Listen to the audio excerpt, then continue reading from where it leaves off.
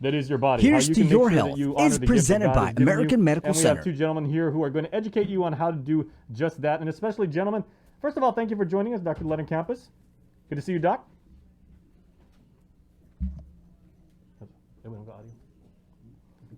Okay, so I wanted to just talk real briefly about the fact that, like sports has returned, especially at the high school level. Student athletes are now doing cross country. There's boys and girls volleyball. There's beach volleyball. There's indoor volleyball. Everybody keeps asking, what about, more contact sports? That is assumedly down the road. But boys, I just wanted to kind of talk about like what advice you are giving to existing clients and maybe people just listening right now on our show about what young people can do to take care of their bodies as they head back into competition. Because like, for a lot of people and a lot of young people we've talked to, they said I didn't have my normal training regiment, and I'm so excited and I'm so jazzed to get back into it. We don't want young people to go out there and get hurt. So what are you recommending to young athletes to make sure that they stay in playing form without injuring themselves? Yeah, good morning, Jason, and everybody else out there. So we had a year off from school and sports and things like that. We told people to stay inside. I saw a lot of people on their social media doing a lot of home workouts and things like that, which I think was great to keep them in a maintenance program. But going into the season of play, starting with baseball and things like that and volleyball right now, we really want to make sure they're doing a pretty good dynamic warm-ups. Even though they have been working out and doing some light workouts at home, it doesn't give the loading that we really need in these high levels of play. So really recommending some dynamic warm-ups over some static stretching. And then simple things like injury prevention programs. Soccer, has the FIFA 11 Plus program. There's baseball programs out there. They're really aimed at preventing injury. They're meant to be easy. You do them maybe 15, 20 minutes before practice, 3 times a week. And they've shown a really good data on preventing injuries, reducing ACL tears, ligamentous injuries, and things like that. So getting some sort of injury prevention program going is a good idea right now. And then again, dynamic warm-ups, definitely dynamic warm-up to get those tendons and ligaments and muscles all ready to get into action is a good strategy too. All right, that's a good word. But JD, I want to throw it over to you now, because a lot of people just assume that, physical therapy is the end game, and, only if you're hurt do you need to get physical therapy. But it is actually preventative maintenance. Indeed. It's important to realize that your body is a system, and it needs more than just exercise. It needs the proper nutrition and mental work, emotional regulation skills and things like that, just before you even step on the field and expect to perform at your best. Mm-hmm. Yeah, so guys, I brought up, the fact of high school sports, and because, so much of Guam, we love athletic competition, and, like student athletes couldn't wait to get back, and, they've been on Zoom for the last year. Now they want to get back on the court, back on the field, back on the beach. But when we talk about the sports that are now in play, tennis, again, the 2 types of volleyball, cross country, we're talking about ankles, shoulders, backs, knees, possible, hamstrings.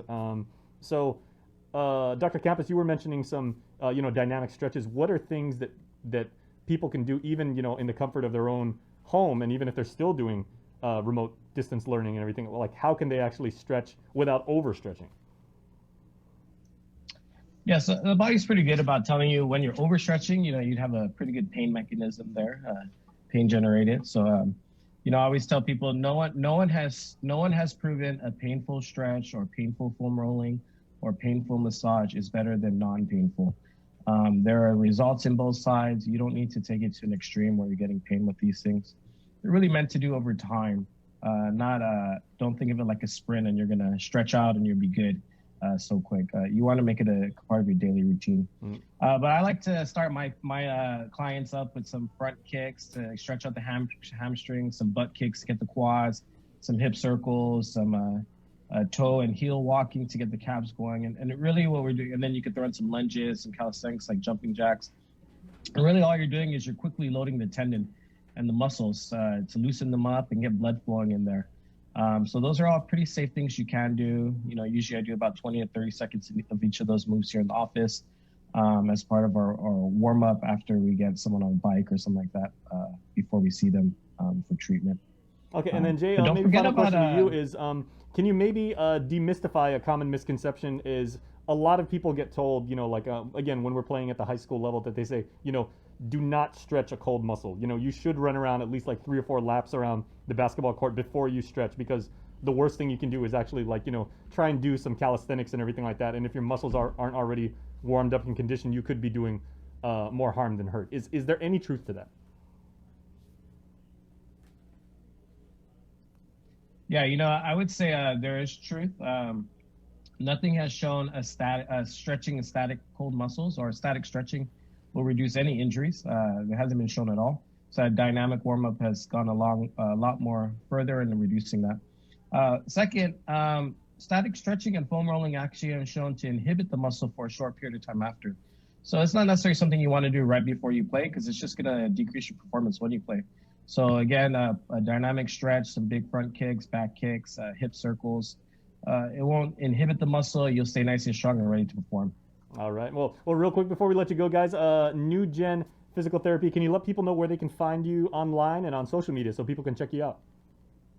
You can find us at newgen.gu online, and that's our Facebook tag as well. But we always talk about the kids and the sports in schools, but let's not forget our Manumku.